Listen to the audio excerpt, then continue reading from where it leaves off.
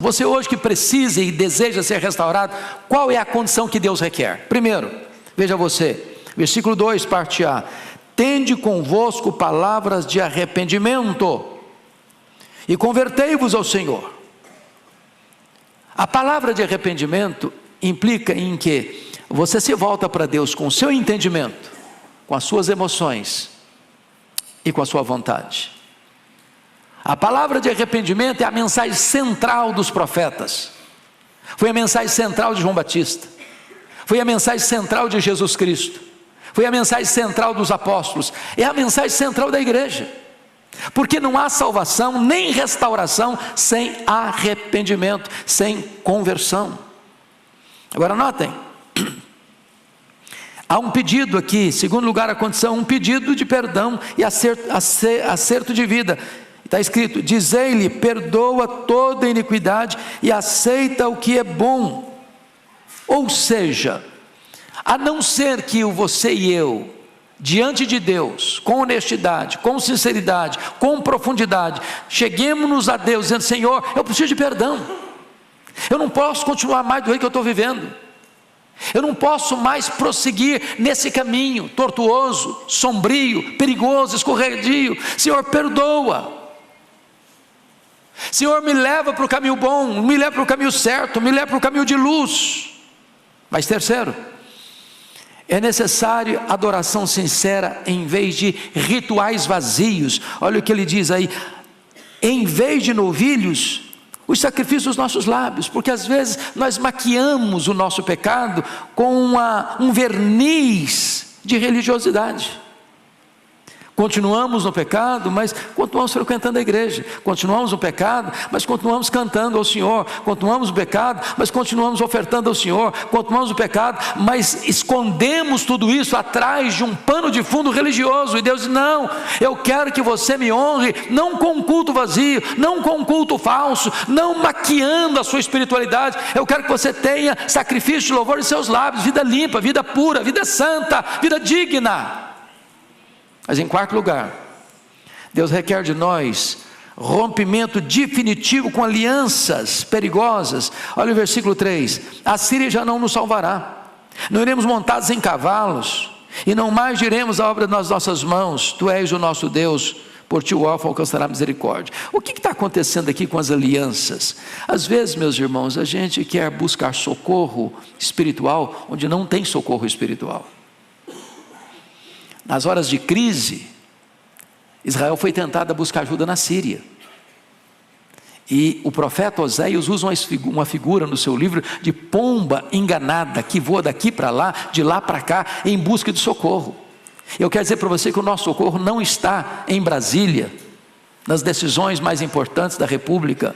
O nosso socorro não está no viés econômico que o mundo toma. O nosso socorro não está na força política, na força econômica do mundo. O nosso socorro não está no poderio bélico que a nossa nação possa ter ou não ter. O nosso socorro não vem da terra, não vem dos homens, não vem das nações. O nosso socorro vem do céu, vem de Deus, vem das alturas excelsas.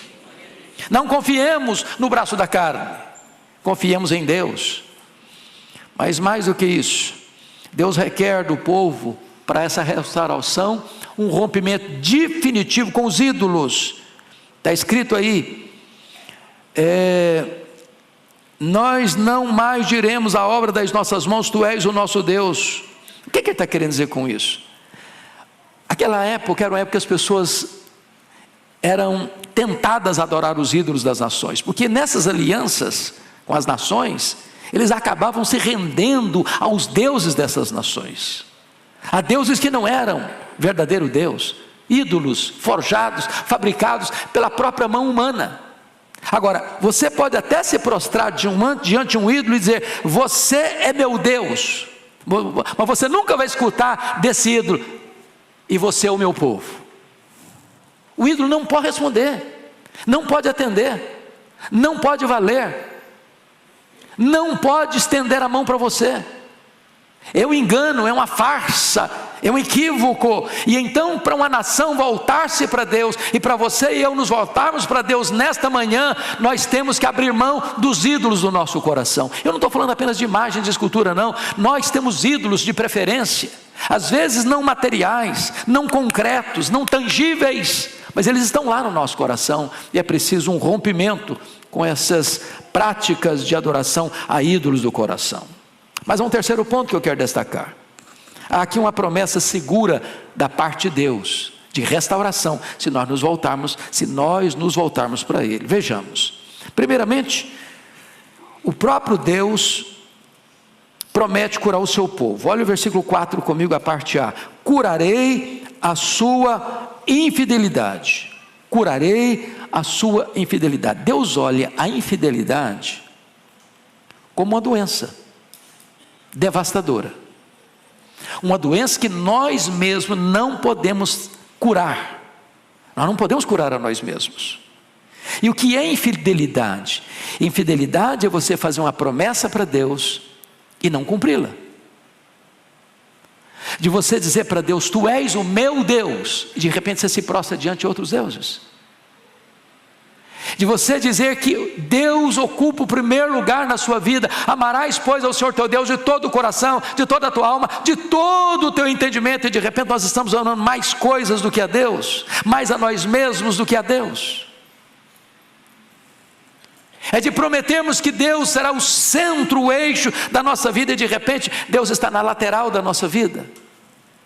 Deus dizendo: eu vou curar a sua infidelidade, essa doença que está destruindo a sua vida, eu vou curar.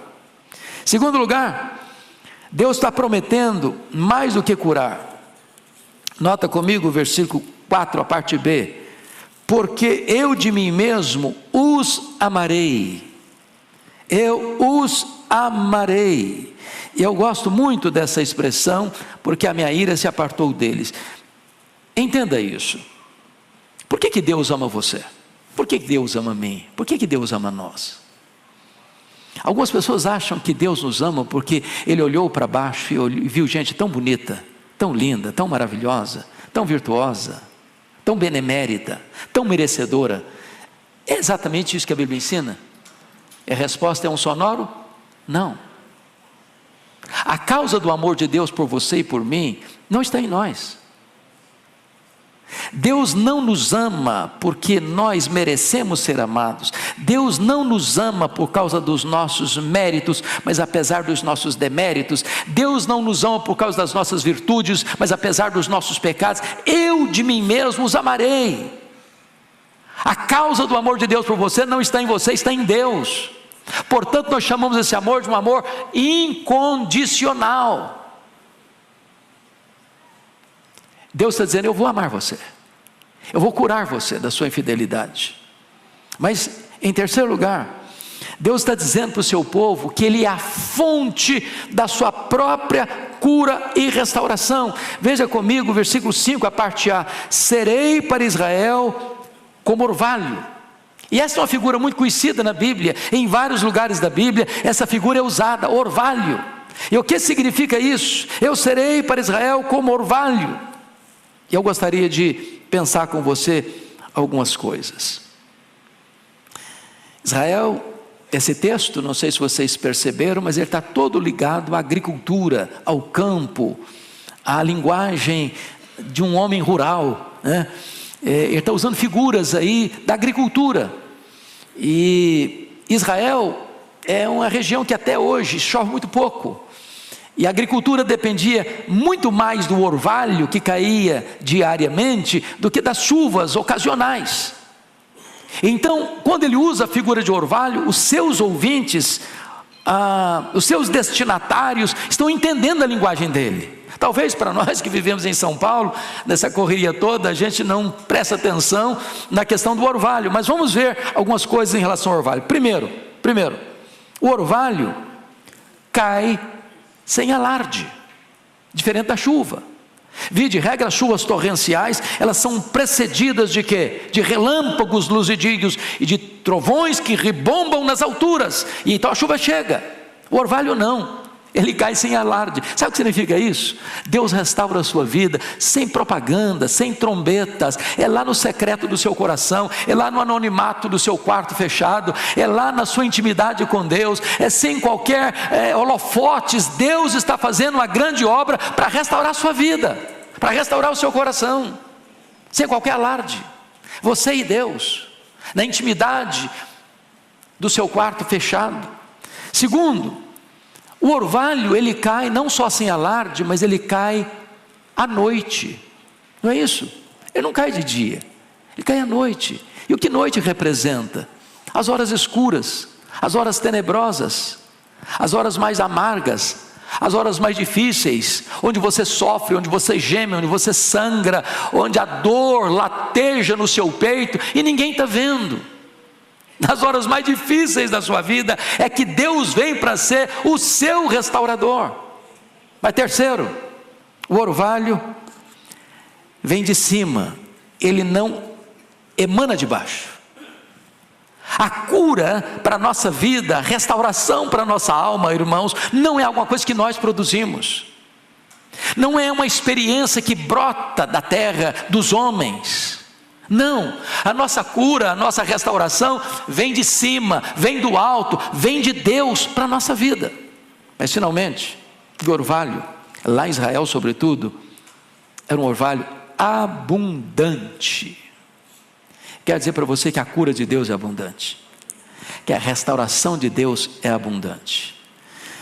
O salmista no Salmo 133 chegou a afirmar que o orvalho que desce no Hermon vai reverberar lá no Monte Sião. Se você pega a geografia de Israel e faz análise da distância do Hermon, no extremo norte de Israel, até Jerusalém, onde está o Monte Sião, são praticamente 200 quilômetros. O que ele está querendo dizer com isso? É que quando a bênção da restauração de Deus vem sobre a sua vida, sobre a sua casa, sobre a sua família, sobre a igreja de Cristo, esta bênção vai reverberar para outros lugares muito distantes de nós. Louvado seja o Senhor. Mas eu quero trazer o quarto ponto dessa mensagem, que é o corolário de bênçãos que a igreja recebe quando ela é restaurada por Deus. Preste atenção comigo nos versos 5b ao verso 7. A primeira coisa que vai acontecer é um crescimento extraordinário, porque o texto está dizendo, ele florescerá como lírio. O lírio é muito curioso, porque alguém já disse que uma semente de lírio pode produzir até 70 bulbos, 70 flores. Então ele tem um crescimento exponencial. É isso que Deus faz quando a igreja é restaurada, um crescimento exponencial. Mas em segundo lugar, o lírio tem a capacidade de ser plantado no lodo mais escuro, mais sujo, mais poluído, e ele cresce no meio do lodo para ser uma das flores mais lindas, mais brancas, mais puras, mais belas. Deus vai fazer você não só florescer e se multiplicar, mas Deus vai tornar você visível, porque as pessoas verão a beleza de Cristo estampada na sua vida. Segundo lugar, ele promete não só crescimento extraordinário, Deus promete também estabilidade inabalável. Confira comigo ainda o verso 5.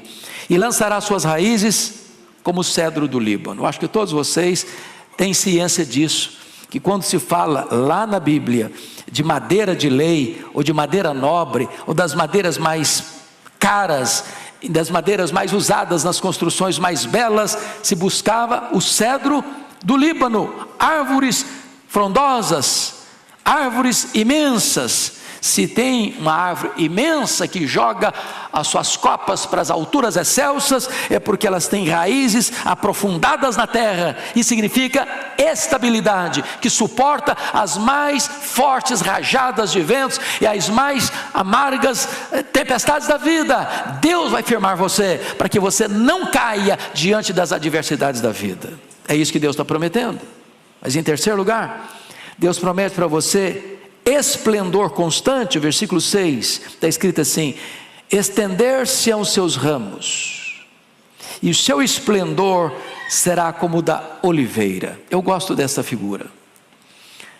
Ele está falando aqui desse estender os seus ramos, como a história lá de José. José era um ramo frutífero que esparramava para além dos seus muros.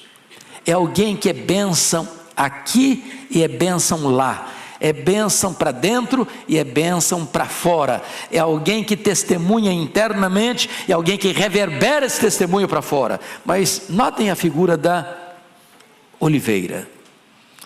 A oliveira é certamente a árvore, uma das árvores mais conhecidas em Israel. Talvez depois das tamareiras, é a planta mais conhecida em Israel.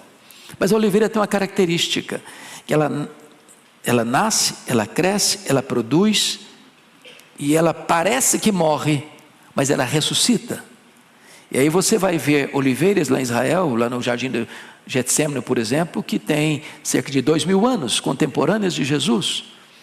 E na medida que você vê um caule imenso, que parece que ele está morto, mas de dentro dele brotam outros ramos, que vai formando uma nova oliveira, e ela vai, cresce, amadurece, frutifica, e envelhece, e em vez dela morrer, não, ela ressuscita de novo.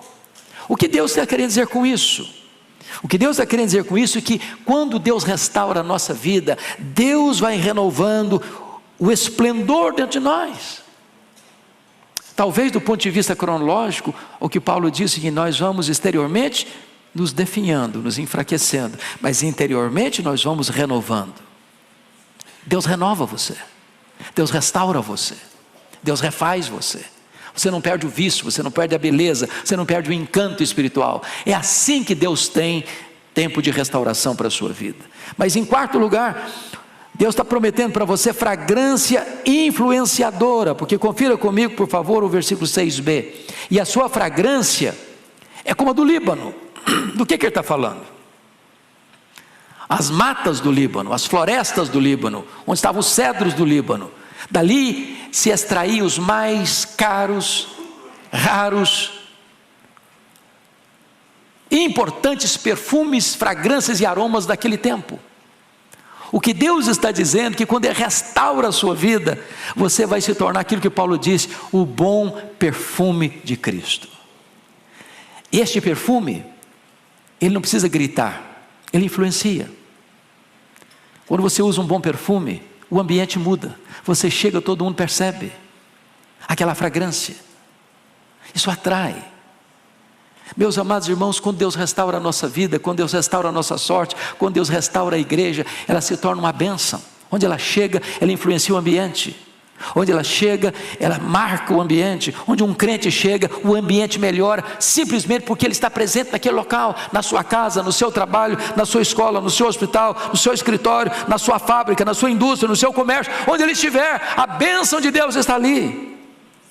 Mas finalmente, nesse ponto, Deus promete que você vai ser como que uma sombra a abrigar os cansados. Confira comigo, por gentileza, o versículo 7, quando está escrito: os que se assentam de novo à sua sombra voltarão. Voltarão. Meu amado irmão, deixa eu fazer uma pergunta agora. Eu certa feita, pastor Ival, recebi lá em Vitória, num acampamento, um retiro espiritual, o pastor Russell Shedd. Acho que todos nós, cristãos aqui do Brasil, recebemos influência da vida e do ministério de Russell Shedd. Nós perguntamos, pastor Russell Shedd, na sua visão, qual é a marca de um cristão maduro, cheio do Espírito Santo? Ele respondeu-nos assim: para mim, a marca mais importante de um cristão maduro, cheio do Espírito Santo, é que quando alguém se encosta nele, seja 1 minuto ou 1 hora, essa pessoa sai melhor, porque ela reflete Jesus. Me permita fazer essa pergunta: quando uma pessoa conversa com você 1 minuto, 5 minutos, meia hora, passa o dia com você, ela sai melhor, igual ou pior? Pensa nisso. As pessoas que vieram ter com você um dia, elas vão querer voltar. Eu preciso ficar mais tempo com essa pessoa. Eu quero conversar mais com ela. Eu quero andar mais perto dela. Eu quero ser semelhante a ela. Me permita ainda aprofundar. Quando as pessoas angustiadas, aflitas, vêm conversar com você, estão perto de você, têm um tempo com você, elas saem consoladas. Você, como sombra diante de um sol escaldante das situações adversas da vida, e as pessoas buscam você para encontrar um abrigo, uma sombra, um refrigério, um descanso. É isso que Deus está prometendo à sua igreja ao restaurá-la. Mas eu quero ir para o último ponto. Aqui é uma exortação de Deus agora, oportuna para esse tempo de restauração. E a primeira exortação está aí, confira comigo no versículo 8. Ó Efraim, que tenho eu com os ídolos? Deus está dando a cartada final. O problema de Israel, meus irmãos, tanto das 10 tribos do norte, quanto das 2 tribos do sul, foi a idolatria. E eu fiquei muito assim, angustiado essa semana, pastor, porque eu estou concluindo o livro de Esdras, de escrever, e vocês se lembram que eles ficaram 70 anos, o reino do sul, no cativeiro, por causa da idolatria. E aí Deus disse que a escravidão seria 70 anos, e eles voltam. E eles voltam sob a liderança de Zorobabel para a construção do templo. 60 anos depois volta Esdras para ensinar a lei. E Esdras está lá, 4 meses que ele estava lá, ele recebe uma notícia assim: olha, os príncipes, os sacerdotes e os levitas estão entrando em relacionamento com as nações ao redor. E entrar em relacionamento de casamentos interraciais e intra-religiosos significava adorar esses deuses. Ou seja, mesmo depois de Deus levar o seu povo a 70 anos de escravidão, eles estão voltando às mesmas bases onde caíram, repetindo os mesmos pecados que foi o laço na vida deles. E Esdras ficou tão chocado com esse fato, que diz que ele rasgou o manto, ele rasgou as vestes, ele arrancou os cabelos da cabeça, ele arrancou o cabelo da sua barba, e assentou-se atônito. Por quê? Porque a idolatria era um pecado tão arraigado na vida do povo, que apesar e a despeito da disciplina divina, o povo estava voltando de novo à idolatria.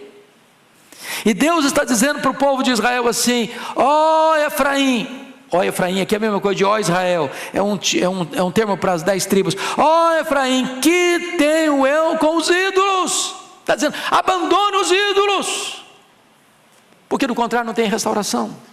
Segundo, Deus está dizendo o seguinte: eu te ouvirei. Os ídolos não podem te ouvir, mas eu te ouvirei. Os ídolos não podem escutar você, mas eu escutarei. Os ídolos não podem estender socorro para você, mas eu estenderei. Volte-se para Deus, abandone os ídolos. O que mais ele está dizendo? Deus cuida do seu povo. Ele está dizendo o seguinte: e cuidarei de ti. Você tem dúvida que Deus pode cuidar de você? Os ídolos não podem, mas Deus pode. Eu cuidarei de você. E finalmente, Deus promete abençoar o seu povo, e diz assim: sou como cipreste verde, de mim procede o teu fruto. Sem mim, disse Jesus, nada podeis fazer. Se um ramo não estiver ligado à videira, ele seca, ele é cortado, ele é lançado no fogo, para nada ele serve. Mas se você estiver ligado ao Senhor, você vai viver. O próprio Deus é esse cipreste verde. O próprio Deus é a fonte da seiva e da vida. Então volte-se para o Senhor enquanto é tempo, porque Ele promete para você restauração. Essa é a palavra de Deus para nós. Agora você vai ficar em pé comigo, e você vai ler em voz alta, eloquente, unânime, uníssono, o verso 9, porque este apelo é feito a você e a mim, e a resposta só você, só eu podemos dar nesta manhã. Qual é a resposta sua? Vamos ler o verso 9, toda a igreja, por favor. Quem é sábio, que entenda essas coisas, quem é prudente, que as saiba, porque os caminhos do Senhor são retos, e os justos andarão neles, mas os transgressores, eles cairão. Quem é você nesta manhã? É justo ou transgressor? Qual vai ser a sua escolha? Qual vai ser a sua decisão? Que Deus nos ajude. Amém.